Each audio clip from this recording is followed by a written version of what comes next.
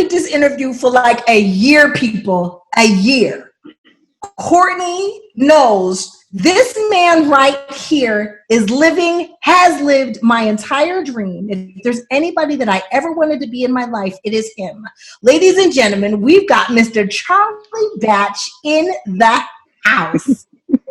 How are you, young lady? Hi, baby. Charlie, that's Courtney. Courtney, that's Charlie. Legend. What's up, Mr. Courtney? How you doing, sir? I'm doing good, sir. Good. Thanks for having me on. I appreciate finally allowing me and blessing me the opportunity to be on this podcast. So I appreciate y'all. Look at that background back there. Right, it's beautiful. Finally, he's clowning me, people, because I asked Charlie last year in the middle of football season. I forgot. Mm-hmm. Charlie and I are neighbors since we were kids. We're both from the same hometown. I'm a Pittsburgh girl. He's a Pittsburgh boy. But absolutely. Charlie is still doing huge things in Pittsburgh. And I want to talk to you about the Batch Foundation.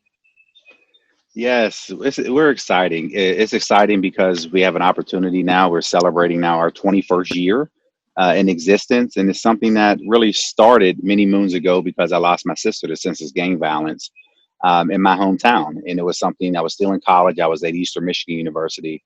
And I said, if I was ever in position to give back, I would. And to have to go through all of that and dealing with senseless gang violence. And I was fortunate enough to be able to get drafted by the Detroit Lions in 1998. And at the end of that season, that's when I started my foundation. And we did some one-off programs in Detroit, and then we transitioned that into Pittsburgh. And the name of the foundation is Best of the Batch Foundation.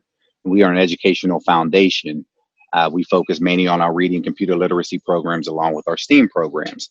So doing some early programs, and then all of a sudden it just kept growing and growing and growing. And now as we celebrate our 21st year, we now service over 3,800 kids annually throughout southwestern Pennsylvania. So we're excited about that. Charlie, you done bought the damn block. I need to know how you came about buying the whole block. Well, this is something that we started talking about. Hopefully my feed is a lot better as I'm talking to you. Okay, so literally we started talking about expanding. So if we've been in our office building over 15 years now. So it was something that we knew we were growing. We were taking every inch of space, and we're like, man, we need to expand. What is this going to look like in a couple of years? Maybe we just acquire the building next to us and expand there. And I probably would have added about 4,000 square feet to the building. And then at that point, we said, there's an abandoned property tax that you can take. And if you're a nonprofit within 500 feet of an abandoned building, you actually they'll deed you the property free and clear. Well, it's not mainly popular in Pittsburgh, but it's done a lot up in Philadelphia. So that allowed us to get to the next parcel. And then all of a sudden, we were working with the bank acquired property. They were asking $90,000 for it. And at that point, we said, we're going to approach them. We're going to tell them about our project and see if they come down a little bit. And at that point, we told them what we were doing. And they went back, had a meeting, and they said, you want to know what? We'll give you the property for $11,000. Oh, really? That's huge. Really?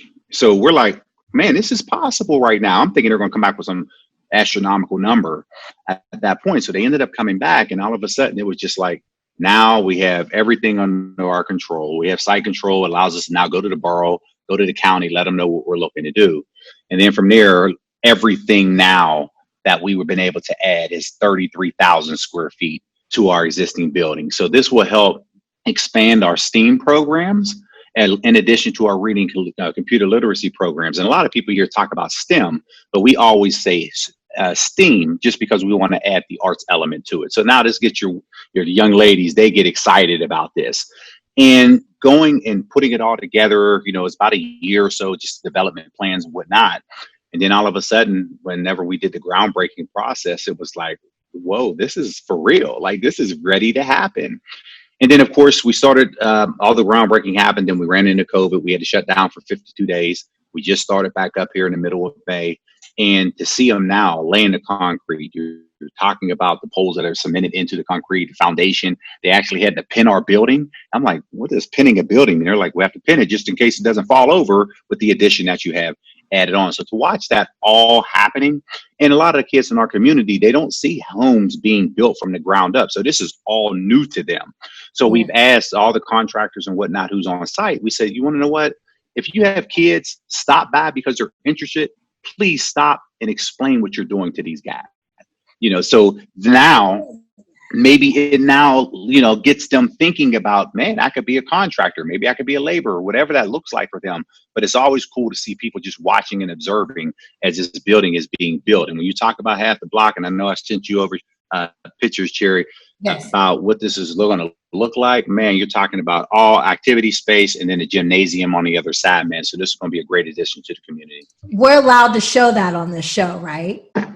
If you want to show it, please, by all means, yes. I want to show everything, Charlie. Not only are you my friend, I'm a huge fan of yours, and I'm a huge fan not only of your career, but of the man that you are, because your heart is unmatched. Who tells the construction workers, please let the kids come by and let them know what it is that you're doing? Like, this is not a show. I wanted you on here because I want people to know you like I know you. This is not a show. This is who this man is. He's golden, Courtney. No, I appreciate that. And this is something that, when we talk about the kids and whatnot, we know college isn't for everybody. That's something, okay, for whatever reason. So, but we want to make sure that these kids have a plan. And if that goes out there, learn a trade, and you want to own your own business, by all means, do that. So we're hoping that maybe this project expedites somebody's, excitement about owning their own business. And we want to make sure that we're providing that blueprint for these guys to be able to do, and girls to be able to do anything that they want to possibly do. So, this is new. And of course, when you lay a project out like this, something that's never been done, of course, you're going to be met with some resistance because they don't know. They don't understand what's going on. So when we open up the doors and we try to go out there, be as transparent as possible, we're not hiding anything. And this is something that, as we now, been over the last 20 years and we look forward to the future, man, this is going to be exciting what this building is going to bring to the community for the next 20 years and beyond. And what he's been doing for the community for the past 20 years. Can I toot your horn a little bit? And I don't even know if you really want people to know all this, but I just want Courtney to know. and Cherie's world, you're going to know. But Charlie was taking homeless people off the street and taking them to the dentist and getting their teeth fixed. And he wasn't doing it with press or for publicity. He was just doing it because that's who he is. Charlie, what even made you think about that? People think about feeding the homeless. They think about maybe clothing the homeless. What made you think about their hygiene and their making sure their teeth were okay? Well, one of the things that kind of started with us was, you had health taking out of schools, and they're not talking about this anymore. They're not talking about hygiene in the schools, and people are learning this on the internet, and that's unfortunate that things are being like this. So you'd be surprised, we have kids coming in and all of a sudden we're sitting in there. It's like, all right, hands up, left, right, sniff, sniff. Okay. You want to know what? We have deodorant packages for you. So we're not trying to make fun of them. We're just trying to have those conversations that they're not necessarily having at home. So it's just something that really, when we try to do everything, we don't promote everything that we do because we never want to invade on people's privacies. But it's just something that we've learned over the years. It's not a cookie cutter approach. We learn a lot of different things moving forward. So it's just stuff that we try to continue to do our small part. And we have fantastic partners. They started out as sponsors. Now sponsors are now partners. And we have a tremendous amount of volunteers that help make this happen throughout a calendar year. So it doesn't matter if it's hygiene, doesn't matter if it's mentoring, doesn't matter if it's tutoring. We try to provide that in our computer labs that we have within our buildings. Golden. That's all I can say is golden, because I wish that more people, and I won't say athletes or actors or entertainer, but more people would engage and give back or even think about their community the way you do, us. And I say us because that's still my home.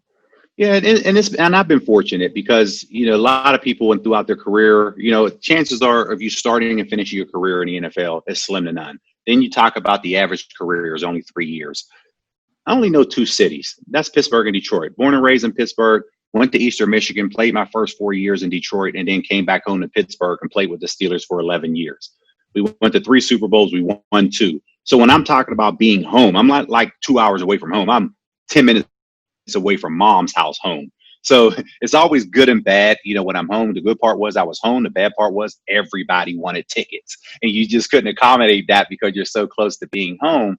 But it was one of those things that, you sacrifice money, a little bit of money by not moving, but understanding what the legacy that we're trying to provide for our family. And when you do that, it's meeting the right people and them understanding what you're trying to do. And once they were understanding what we were looking to do, it allowed the relationship to blossom into what we're talking about here today. Was it easy from the beginning? No, because it was hard. It was tough because, you're just dealing, because so many people are competing for different buckets of money and whatnot. But we were just trying to prove that, number one, we can sustain.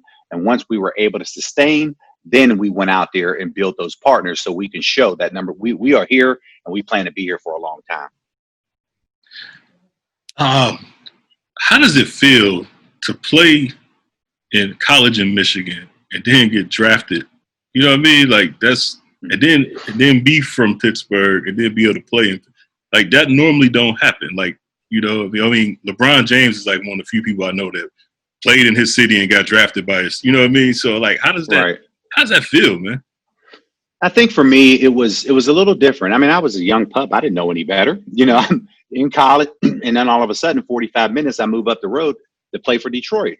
Now I'm just happy to be in the league. But when you look at some of those struggles that were happening up there, they never won. They haven't won a championship since 1957. You're trying to break through all of those barriers that way. And as we struggled, of course, the quarterback gets all the blame. So I could have easily went into my shell after that 4 years. They brought a new regime in, general manager, head coach, and all of a sudden it was like, oh, Charlie stinks. But if I believed that, then I wouldn't have continued to thrive and do some of the things that I wanted to do. That just now, when I shifted back to Pittsburgh, it got to the point of now proving to this organization that I can play. And then if the opportunity provided itself, go out there and win some games. Now, I was fortunate enough to do that. And being home, it weighs a lot more because when you're home, man, and you're criticized, the whole family hears it. So when you walk out on that field and you play, you gotta be like, man, look here, I don't want to do anything to disrespect my grandmother right now. Because I don't want my grandmother to be sitting there and talking about Charlie stunk last night, and yesterday's game and whatnot. So you think about some of those things. So it was just one of those things to making sure that I had to do what I needed to do on the field. And that allowed me the opportunity to continue my career another 11 seasons. And when I talk to you and I'm like, man, 15 years in the National Football League, there's not many people to do so. And for me to sit back and say, yes, I'm one of those guys, man, I wear that with a badge of honors. But at the same time, I want people to hopefully appreciate me more for what we're doing off the field than what we've done on the field. That is beautiful. I got to go back, Courtney. I'm sorry. I know you want to talk football, and I got to say something about football. I still hold a grudge. You say that you went to the Super Bowl 3 times. You definitely got us there the 3rd time. And I believe if you would have stayed in the game, we would have had that Super Bowl. Fortunately, I'm going to blame the quarterback because Big Ben came back in. He tried. And you ain't got to say nothing about it, but I'm just got to say my piece. He came back in the game, still injured, and lost the fucking game for us. And I'm still bitter, Ben. You just need to go somewhere and sit down. Well, my 11 years with the Steelers, I was in that room with Ben for 9 of those 11, man. And he's a great guy. Don't get me wrong, but I had to do everything in my power to lead from behind. So I had to kind of teach him everything in my experience as a starter, but also let him from a young player's perspective grow and have the type of career hopefully he wants to have. I'm proud of him. And I know there's, a lot of people are frustrated for whatever reason, but I'm proud of him, the way that he fought, the way that he rebounded, and ultimately is leading on the field. But when you look back and you talk about that season, about going and losing the Super Bowl, they haven't been back since. So no, you look there. In 2008, we won the Super Bowl. But when you talk about getting there, man, it's tough to get there. And in Pittsburgh, the organization, they only celebrate Super Bowl winners. They don't celebrate division winners or thank you for getting us to the Super Bowl. No. So that team in 2010 won't even be brought back to be celebrated. So I know now, Ben is one of the few people that is on that roster, if not the only person on that roster. So I know it's burning him up inside before his career ends that he wants to get back and get Pittsburgh that 7th Super Bowl trophy. And I'll be there supporting him even now that I'm on the media side. And that's nice because I'm still mad at him because you did all the work and you did it so good. I can't say that I did all the work, but you play your part. And that was something that, you play, you do what you can. But at the end of it, at some point you have to hand the keys back over. And I knew that was my role on this team as the backup quarterback. And that's just something that you have to live with, because that's what I signed up for when I had to sign my name on that contract. They didn't say, Charlie, we're bringing you here for the starter. We're bringing you here to back Ben up. So I had to understand that role, and I was completely fine with that. Well, let's stay right there. You were there when Antonio Brown first got there? Yes. 2010 was his first year. Yeah. So you saw the growth, right, in him. And what do you think? I'm not a big Pittsburgh Steelers fan, so I don't know everything. I'm a football fan, so I keep up with what I keep up with. It was a big hit he took. I forget when, but you know he took a the big Bengals hit. game and the playoff game. Right. Do you think this is the thing that we and my buddies we talk about? What made him go over the top is that big hit. He ain't been right since then. How do you feel about Antonio Brown overall and what people are saying? Yeah, I mean, a lot of people talk about that hit, and a lot of people say, man, is that the hit that kind of took him over the top? It's hard for me to tell because I'm not in the brain of his. All I know is I saw him at a young age. You see him grow and get everything that he earned. He earned everything, quite frankly. But then you look at where he was going, and to me, it just seems like the wrong people were around it. They weren't giving him the right advice. And then ultimately, when he made the decision to leave under the circumstances that he did, when the team was in the playoff hunt, he said, I'm not coming to practice. I'm not coming to the game. Matter of fact, I'll come to the game, but I'm not playing. And that just rubbed a lot of people the wrong way. He literally was on the sideline, Cherie, and would not go in there and suit up. It was like, wow, like, okay, you made your decisions. And then all of a sudden, he forced his way out of Pittsburgh. He gets to Oakland, forced his way out of there. Then you go to New England.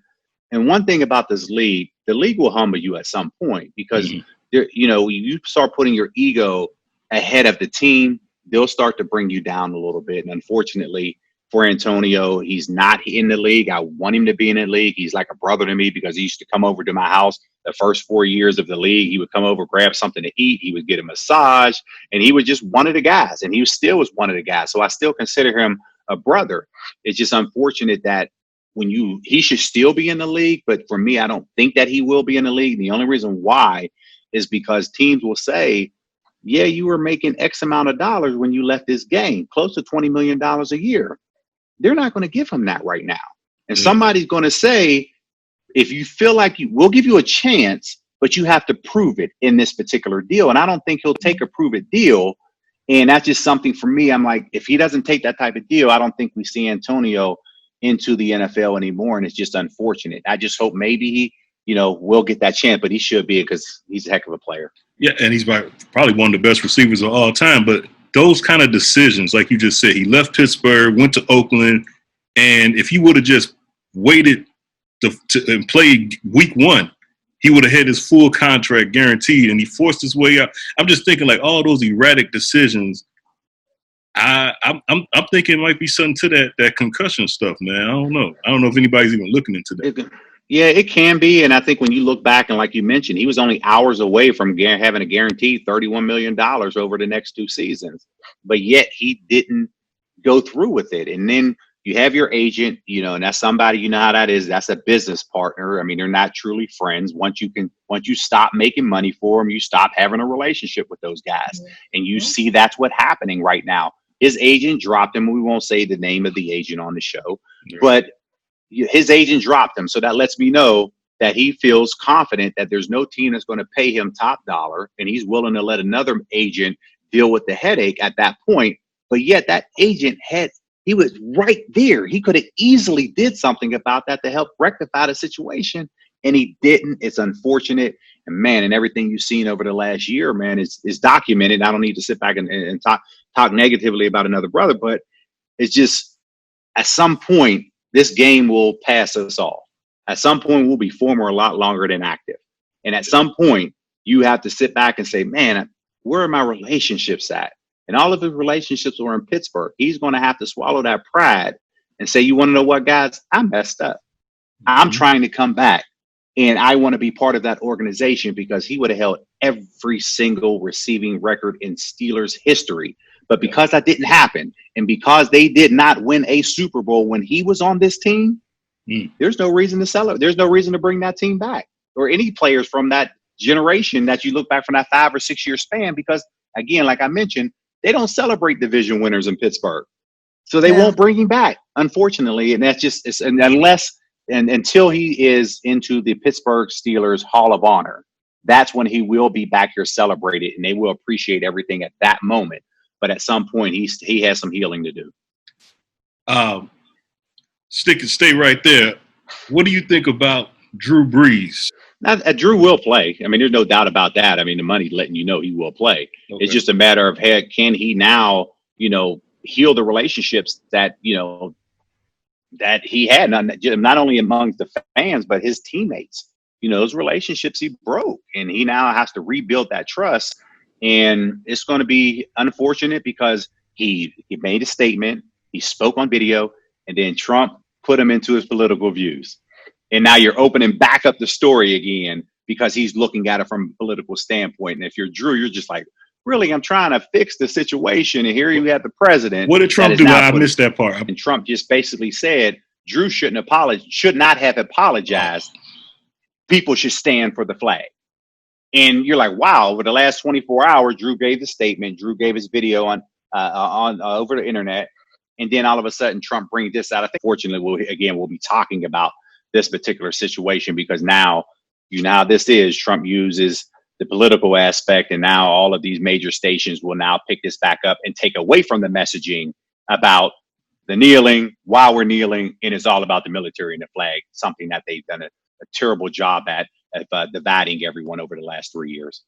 I totally wasn't going to go there with you because I was going to play it safe because I love you. But since we brought it up, I want to talk about the white nationalist kicker that's at the Patriots with the tattoos that he said that he'll have removed. Do you know who I'm talking about? I think his name is... I don't know his name, but I know what you're talking about because he tried to cover up the tattoo. Yes, he said that he would have them removed. Do you think that's good? I'm sorry. He can play, but Colin can't. How much more disrespectful can we get? Yeah, and I think that's something, again, that people pick up on a lot of different things because nobody really noticed that as he was heading up into the draft. And then all of a sudden, the draft happened, and then the tattoo became a topic of discussion. So I think this is something that everybody's going to have to deal with because right now, people have to have uncomfortable conversations. And that's what's happening right now in this league. And when you look back, I think the one thing that really was done beautifully, the star players in the National Football League, and they came out and said, on behalf of the NFL players, we demand a change. And man, if people haven't seen that video, that is one that, man, I applaud the players for making a stand in that particular perspective because 3 years ago, people didn't do this. No. But now here you are, and you have a lot more players, speaking about it. You have every state have now participated in a protest. You have 16 to 18 other countries who have participated in this protest. This is now a conversation that people must have. We as Black family, we cannot avoid those conversations where other people can just turn on Nickelodeon and shield their kids from it.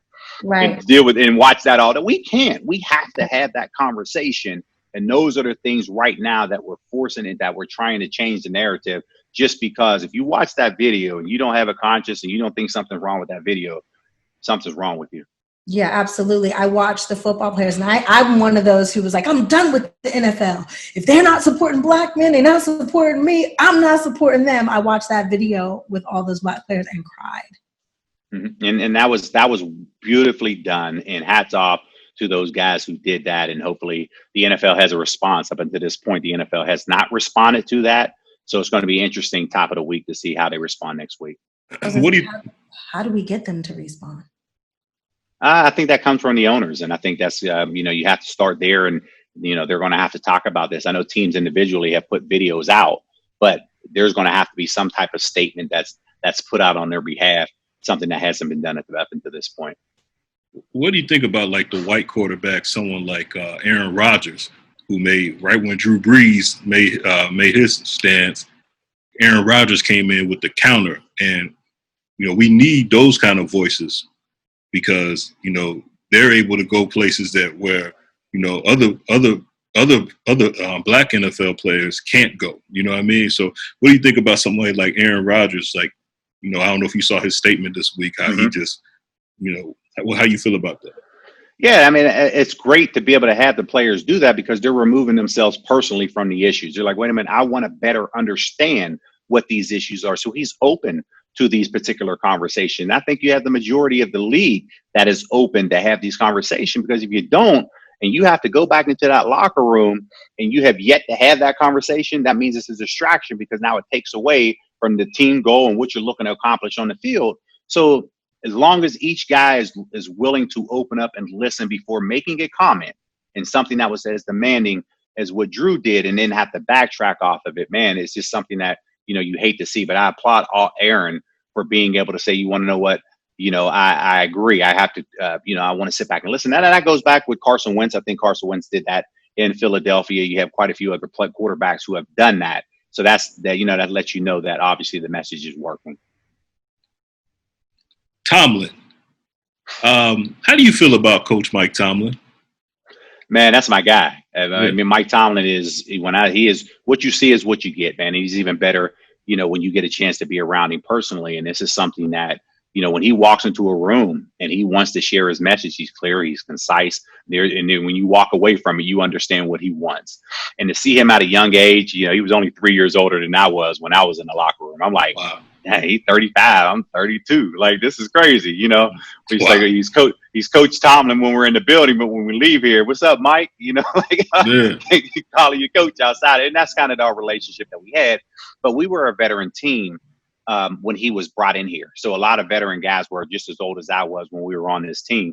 So to see where Mike Tomlin has started, to see where he's at and still doing it at a high level, it lets you know. It makes a statement for when you sit back and talk about Coach Tomlin and say, this guy has never had a losing record in all of his years. Never. And here he is in Pittsburgh. And when you look back and see what he did last year, you lost Ben Roethlisberger in the middle of the second game against the Seahawks. Mm-hmm. And yet that team was in the playoff hunt in week 17. Like, man, you have to give that guy credit. And he was my coach of the year last year. Right. And people were like, you giving Mike Tomlin that great? Yeah, I'm giving him because we've never seen Mike Tomlin coach without Ben Roethlisberger. But here you are. And that team was competitive all the way through. Not just Ben. He didn't have his starting running back. He didn't have Antonio. But I forgot the guy's name. I think the guy in Denver said this week, it might not be Denver, but he said there's no racism in the NFL. The head coach there, yeah. Yeah. And when you look at someone like Mike Tomlin, for example, when the year before last, the season before last, Pittsburgh had all that going on with Le'Veon Bell. Mm-hmm. Bell. I listened to the sports media. They were all saying Mike Tomlin has lost control of his locker room, and they blamed all of that on him. And they basically were trying to just say Pittsburgh needs to fire him. And I was like, wow. You know what I mean? All this he's done, and they're trying to fire him. And then the next season, which the season you're talking about, he doesn't have all that, and he keeps the ship afloat. And I was like, that just goes to prove, like my mom told me, you got to work that much harder just to even get an ounce of respect. For them to blame, the media was trying. The guy, he was from Pittsburgh. The guy that's on Fox Sunday. James Harrison. No. The older white guy. Oh, Terry Bradshaw. Terry Bradshaw. Yeah. Terry Bradshaw was one of Mike Tomlin's biggest critics. Colin Cowherd. I listen to Colin Cowherd every day. They were one of Mike Tomlin's biggest critics. And it's like, you got to work that much harder as a black man to get that respect from the media, from your peers and everybody else. And like you said, he did all that. I just want to know. That's why I want to know what you thought about it. Yeah, and I think when you look back, even in that situation, a lot of people tried to divide him and Le'Veon Bell, but they understood it's the business side of it. Le'Veon had a decision to make. He walked away from $14 million. Only he knows if he can feel like he can get that in free agency. He ended up signing with the Jets. But guess what? When the Steelers played the Jets, guess who was one of the first people over there to give him a dap and a hug? Mike Tomlin was sitting right there, because they know when you did battles on the field, you won football games, you don't lose that respect. But unfortunately, when the business side happens, people try to divide you. They understand it. And this is something that, Le'Veon got what he wanted. He's somewhere else. Unfortunately, they didn't accomplish the goal of winning a Super Bowl together. But that doesn't change the relationship that people have built, because you understand where people have come from once they enter the league. And then when it ultimately comes time to getting paid, man, every player deserves every dollar that he goes out there and get. And Le'Veon was able to get his dollars, but people are still going to talk about what they would have done in his situation when they're not in his shoes. For anybody who says there's no racism in the NFL, I want them to do me a favor. Sit back and look at the contracts, okay, of guys who do the same exact job. I'm sorry, but there's a significant difference between what the white players are being paid and what my brothers are being paid, and I have a problem with that. I don't know how salaries work per se, but I do know we have something in acting called favored nations. And the top of the shows basically get paid around the same. How come there's no like cap? Like this is what receivers are paid, or this is what quarterbacks are paid. Well, let me expand on that question before you answer, Charlie, because she's asking is a great question. And I want to add to that. Why aren't the NFL players' contracts like guaranteed like the NBA players? And from what my understanding is that players can negotiate that when it's time for contracts. I'm talking about when it's time for you all to collectively bargain, but you never do. So I want to add that to her question. Yeah, and guaranteed contract is something that the players will always fight for. Unfortunately, they haven't been able to do that. But what are you willing to give to get that? So those are things that, you have to kind of put together. And this year in March, a new CBA was ratified. So that was something that wasn't necessarily bargained for, even though they raised the salaries of the minimum wage guys. Unfortunately, the guaranteed contract didn't happen. Doesn't stop a team from doing a guaranteed contract, a la Kirk Cousins, and he was able to get all of his money guaranteed. But when you deal with that, every situation is different. But to Cherie's question, there is a salary cap in the NFL. And the way that the NFL is structured, everything is structured around now a young quarterback who's not making that much money. You build up the team around him, you can win a Super Bowl. What happens, and this is where now the front office people come in, when you do have to pay your quarterback, guess what? Some people have to exit the locker room because there's not enough money to go around. So that's kind of the dilemma that players are faced with. But when you look at what happened in New England, Tom Brady took a well below market deal because his family dynamics allowed him to do that. Right. And that built the team, and he built a legacy, and he ended up winning 6 championships there. Now, that's the question. How can teams do that? So now when a quarterback wants to get paid, all the money goes into the quarterback bucket, and that leaves everybody else forgotten.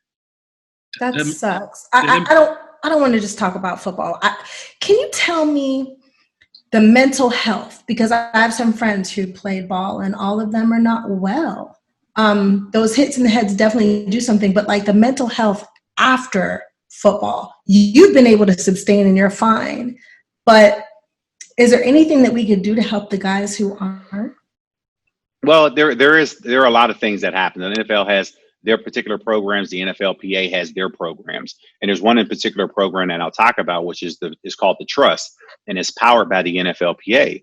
Now, this helps players transition away from the game in whatever facet that looks like, but also understanding when you've played a game since you was 7, and then you go through college, you get to the NFL. And then all of a sudden, the average career is 3 years. This player is 24, 25 years old, and he's done with football. So at that point, every player goes through that separation anxiety of no longer having football in their life. And then at some point, they fall into depression.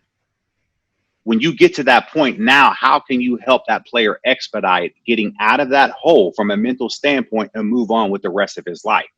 Because if you take a cycle of an NFL player, they go through training camp, they get cut in August. Majority of players, they will continue to train the rest of that season waiting for that phone call. Guess what? They get picked up in March. They go through that same cycle, go through training camp, get cut again in August, and then go through that whole season training and waiting for that phone call. Guess how much time has elapsed? 18 months. So 18 months elapsed from the time the player last received a paycheck.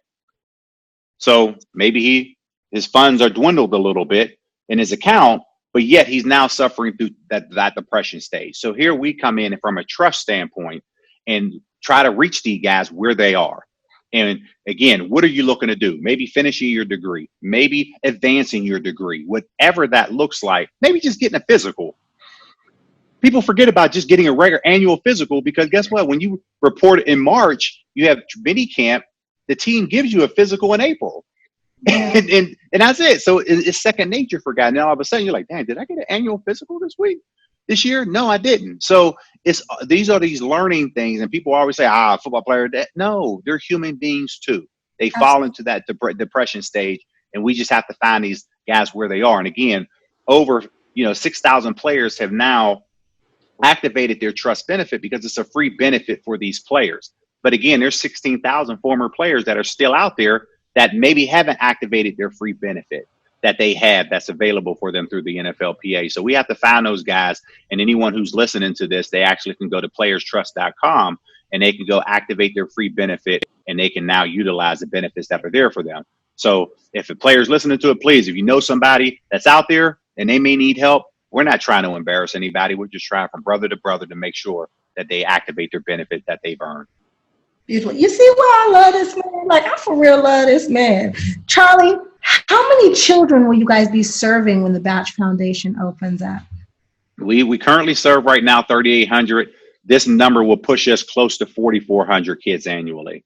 So we are now in 8 different counties throughout southwestern Pennsylvania, and we hope to now hopefully expand to over 10 different counties. So this is something that, it's exciting and nervous at the same time. We're like, can we now, go out here and be able to serve all of these kids? And we feel like we can, because we have a great group of volunteers. Our staff is unbelievable, and we have a great group of partners that we work with that help and believe in what we're trying to accomplish throughout Pittsburgh. And it's just, my heart is here. When I left, I'm like, I'm not coming back. When I left in 1992, I'm like, I'm not coming back to Pittsburgh. And then all of a sudden, when I got that first taste, 1 year, and I'm like, wow, all my family's here for Thanksgiving. Like, man, this is great. Like, I don't want to go anywhere. And that was 2002, and here we are in 2020, man. 18 years later, I've been back, and man, I don't want to leave. Even though I know you're trying to get me to get out of Pittsburgh and go expand, but I enjoyed. I know. But I enjoyed. I really enjoyed. That's why I always invite you when you come home, and where we're at. We want you to stand and celebrate, with our foundation, because I want these young women to see you, a successful Black woman that have made it. And Courtney, we're more than welcome to. But when I say Cherie is like the next borough, the next neighborhood over, like literally that's how close she is. But I want people to see her and hear her story. And when you see, yes, this is where I am now, but here's what it took for me to get there. People need to hear those journeys, and they need to make sure that they go out there and they can write their own story. But I want them to hear it from people like you, because you are the ones that I talk about. You are the one that I sit back and say, no, you see her, she is from here. Aww. The same way that I see, a lot of different other people that are here, because they need to hear that story. And I do truly thank you and all the support that you've given me over the years. And that's why I always love when we hit Duquesne, the first picture I'm sending is to you, Cherie. Like, we are in Duquesne right now. And I'm posting it, letting everybody know, guess who your kids is going. And I know they probably bum rush you after that, but I'll be like, guess who your kids is going to get to see today? Because my boy is, and I appreciate it so much. There's so much love. Charlie, when is the block going to open? Because when the block opens, can I come teach an acting class? And can I come talk to those girls who are excited about the arts, and the young men?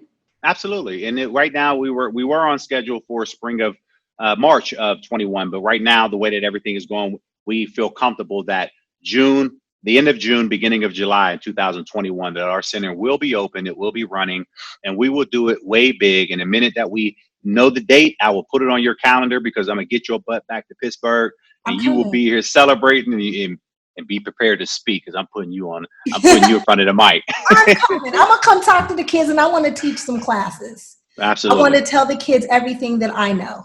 And I want them to know that, living your dreams. I didn't get to live my football dreams, but I got to live my acting dreams, and it's definitely possible. All you got to do is believe in yourself. And that's something that we've always talked about. It doesn't matter what your journey is. Have that plan. And if you don't know what that plan looks like, we're going to put a team to help you figure out what that plan is. But ultimately, you got to hold yourself accountable. You have to, lean on your mentors and people in your family members that can help you get there. And you go out there and accomplish it. And that's something that we've always strived, because we always make sure that, we try to push these kids beyond their expectation, but sometimes you have to remove the box and let them figure this whole thing out. And we try to bring it all back together, and we're there as a support staff, because this is something that's very important to us. And that's something that you've done. I can't let the show slide without talking about the lady behind the Batch Foundation. Mm-hmm. She is the team. And Charlie said, anytime you want to get somewhere, you have to have a great team around you. I got Courtney. That's my team. I got Courtney, Cherie, and Toby. That is my team. We got Miss Batch behind the foundation. Mm-hmm. She has put blood, sweat, and tears into making this foundation a dream come true for everybody who knows you, for everybody who knows her, for the whole neighborhood. So I just want to give a shout out to you and say thank you. Absolutely. Tasha is fantastic. And it's funny because I talk about her a lot, but then she's like, don't talk about me. No, you earned it. And there are things that she works it, she does it. I mean, she's a, licensed clinician as well. So, the kids love her, so she can feed some of those things that as it relates to maybe some of the loopholes that they may be short and those shortcomings within the educational space that she now can help these kids. We work with the guidance counselors.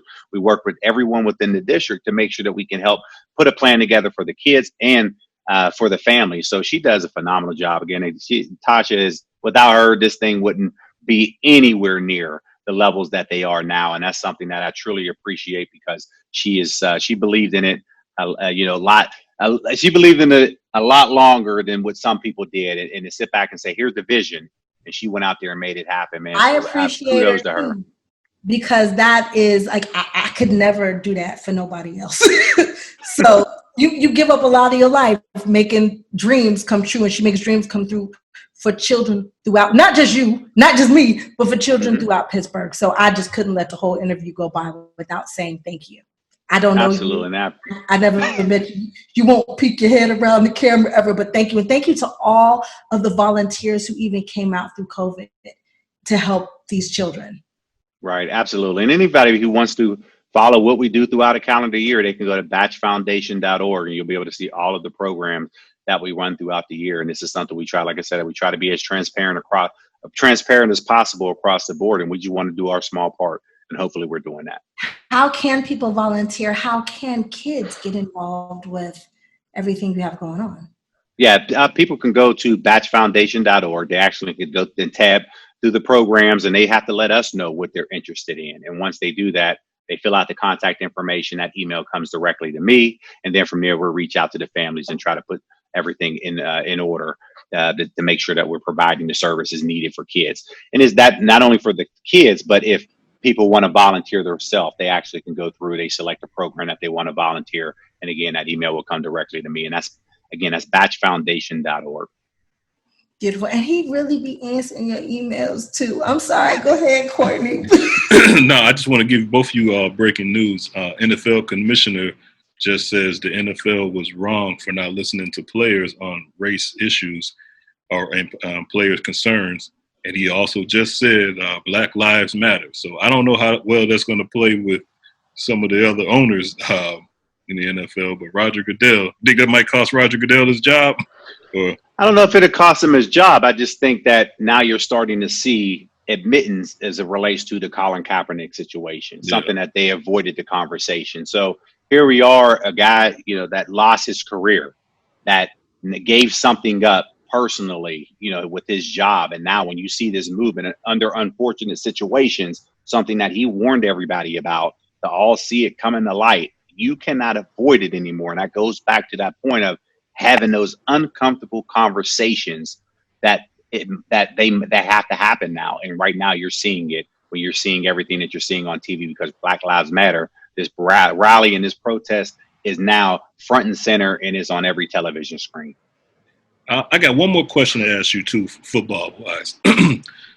We just had a comedian on and he was talking about the benefits of marijuana. And I saw that Roger Goodell lifted some restrictions with marijuana in the NFL this year. How do you feel about marijuana for players? Because, we talked about the depression, the anxiety, and just all the overall pain. Compared to marijuana to just popping pills or whatever you guys do to make it to next week. Not you personally, I'm just saying in general. What do you think about marijuana in the NFL? Yeah, I think when you look back, I think there's a lot more information that's known now than it was maybe 20, 30 years ago. And when you see where everything is at this point, a few years ago, probably maybe close to 10 years ago, there was a group of players who actually filed a lawsuit against the NFL for painkillers.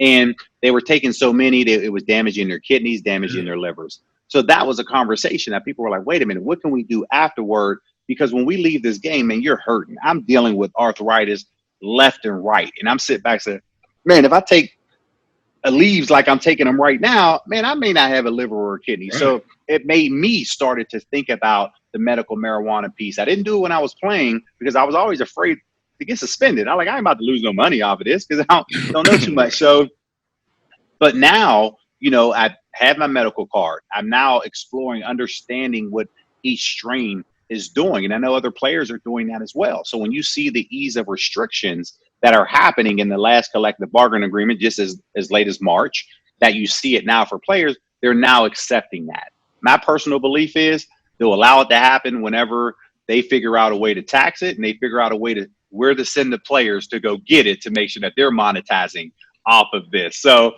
that's just my personal opinion as far as where I'm thinking that it's going with it. But yes, it's here. People understand it.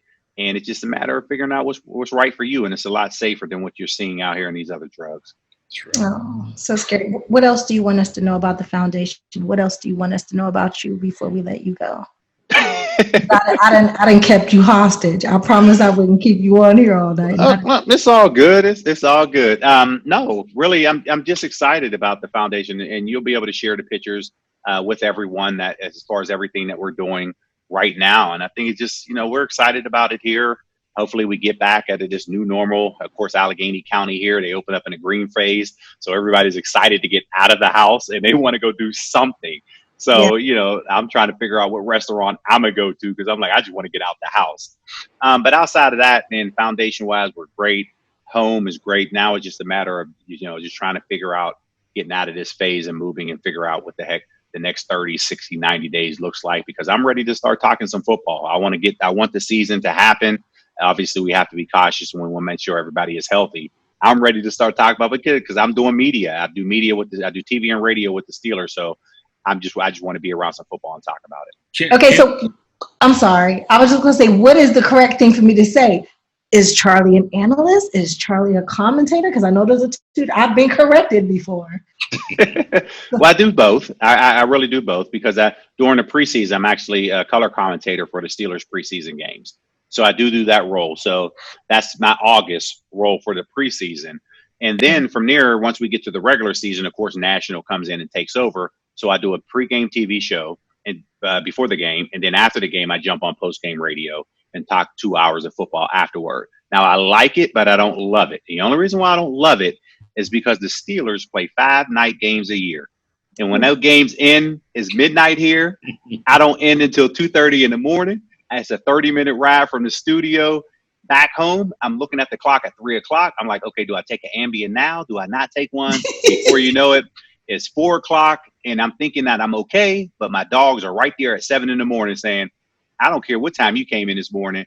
You need to let us out and we got to eat at 7 o'clock in the morning. And that just disrupts the whole sleep. So by the time I get up at 10 o'clock, man, I'm a zombie the rest of the day. I'm just like, oh, this is crazy. But that's why I don't love it. So when they flex the Steelers out of prime time, I'm like, yes. And the rest of Steelers Nation is like, no, I want to see it. That's the difference between me finishing at 7 o'clock on a 1 o'clock game versus an 8 o'clock start finishing at 2:30 in the morning, man. That's why I don't love it. But that's part of the job, you know? Could you imagine yourself playing potentially without no fans? What would that be like? That's tough. I mean, that's something that I'm looking back and I'm like, how can you do that? You know, it kind of takes you back to Pee Wee League, right? Not many people in stands. You can hear the snap count, everything going on at that point. But now the way that the NFL has players' microphone, you know, players are smart enough that they know you say a certain audible so many times, they know which play is going and where the play is going to. So that's going to affect offenses, maybe defenses more than anything. So it's just from a communication standpoint, each team has to adapt. But I can't imagine. I'm glad I don't have to be in that situation because there's nothing like – it's one thing playing at home, but there's nothing like going on a road and 4th down and 8 with 2 minutes left in the game. You have 70,000 fans yelling, trying to disrupt you. You complete a first down and you silence all of those fans. I mean, there's no better feeling than that as a quarterback when you are on the road. And I was able to do that my last season. against Baltimore in 2012. Whoever hit you the hardest in your luxurious career? Who hit you the hardest? For me, it was I was in Detroit, and I remember playing against the San Diego Chargers. And you kind of see Rodney Harrison on one side, you see Junior Seau on the other, and I see something kind of shaky. Something's not looking right on my left side. So I see Junior Seau going over there. I'm like, I changed the protection. So I let everybody know I changed the protection. I turn my head to running back. Hey, Rodney Harrison's about to come off the edge. You better block him. So when you think you're blocked, you're a little bit more relaxed versus being tensed up when you know you're getting ready to get hit. So I'm relaxed. I'm dropping back, and all of a sudden, boom. I'm like, what happened? Obviously, the running back didn't get the protection. He let Rodney Harrison go, and he let my back have it. And I felt that for a week.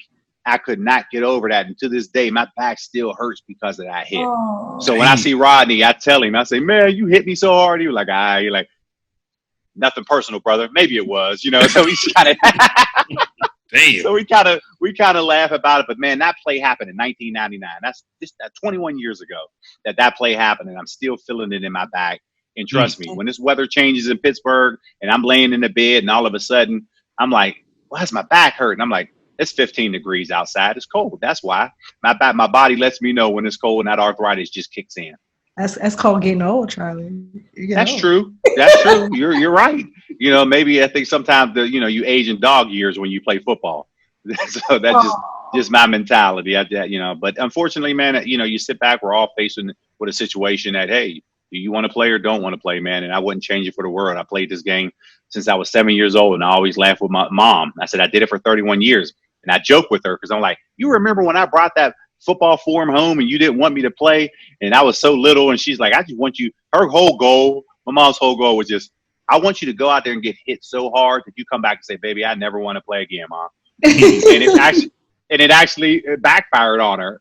Like, here we are 31 years later, and we're still playing the game, and you're still cheering for me at an older age when you didn't want me to play at the age of 7. So she tells everybody that story, and we always joke about it. My wife don't want my sons to play.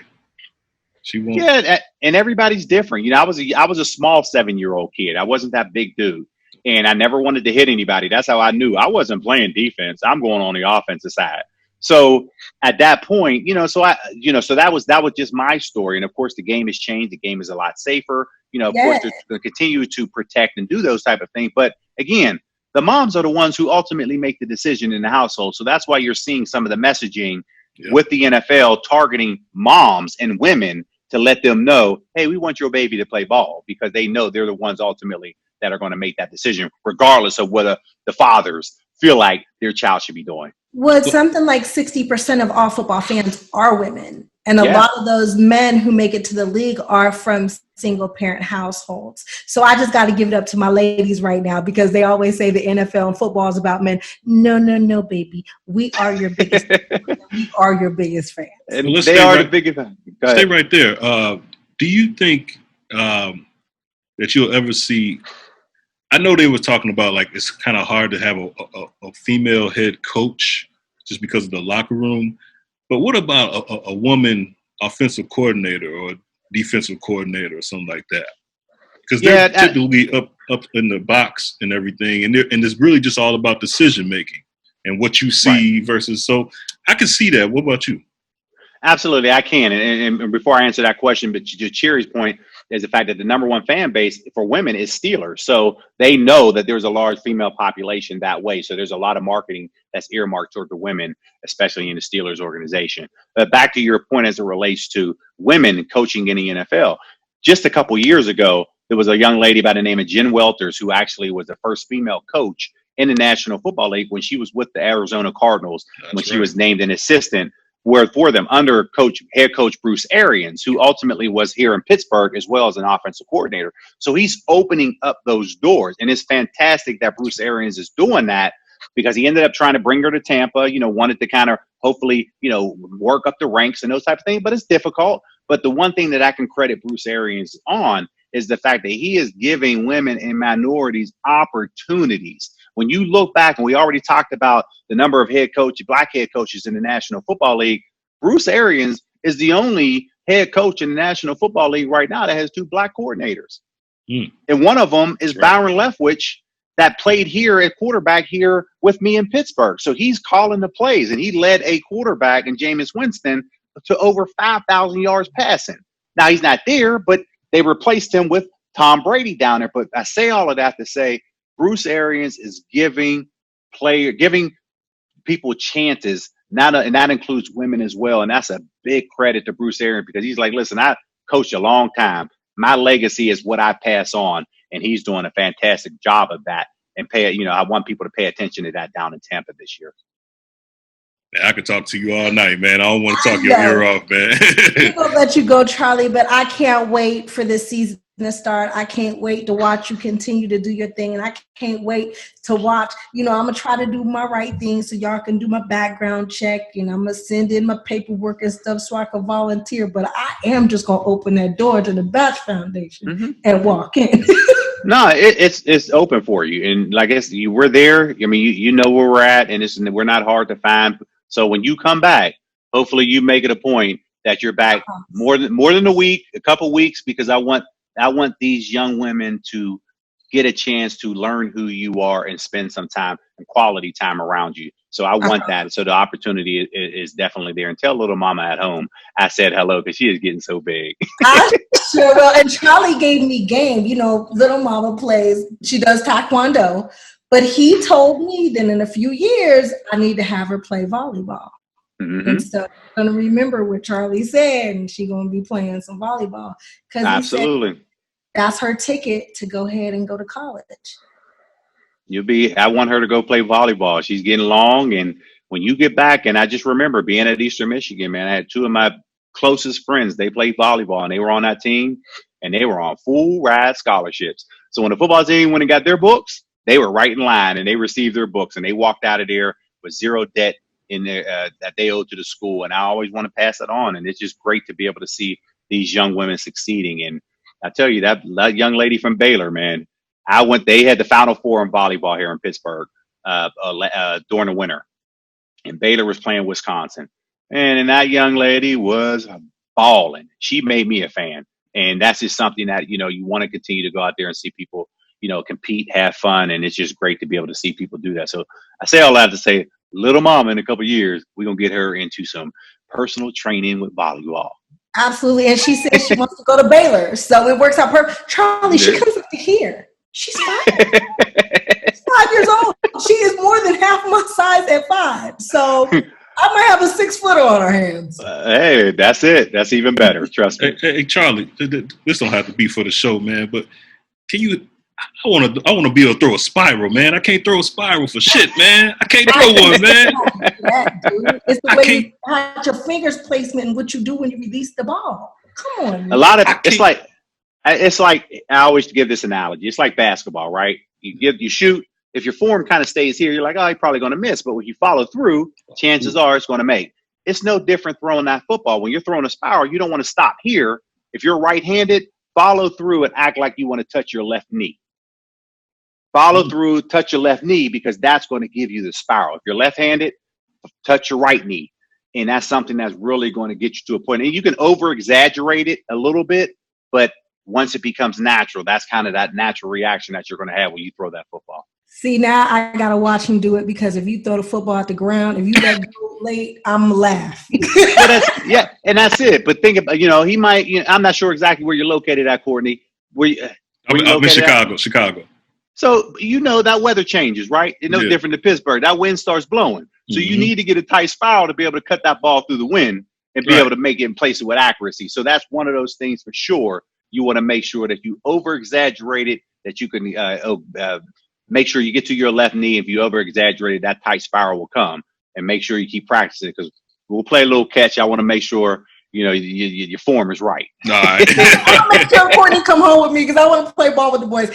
For those of you that don't know, Kelly told you a couple weeks ago, I'm a tomboy. And so I live for this. And I'm Courtney right now. He come to Pittsburgh.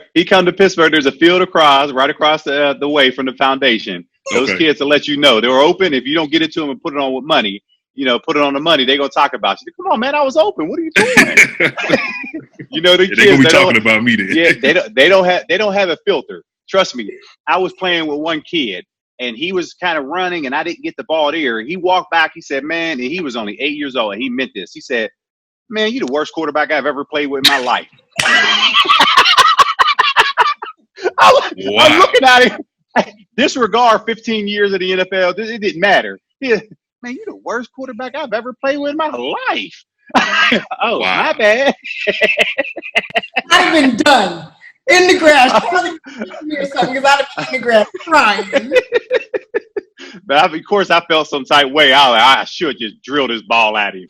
But no, but as you know, your receivers make you look better, a lot better than what you make them look. So I had to make sure I put the ball on the money next time. He came back after that. He was like, "You all right? You redeemed yourself." Well, kids are something else, man. Yes, they are. Man. Love it. I love you and I love your spirit. Charlie, thank you so much. No problem. Thanks for having me. I appreciate it. Please like and subscribe to my YouTube channel. It is the official Cherie Johnson. That way you never miss one of our Cherie's World podcasts.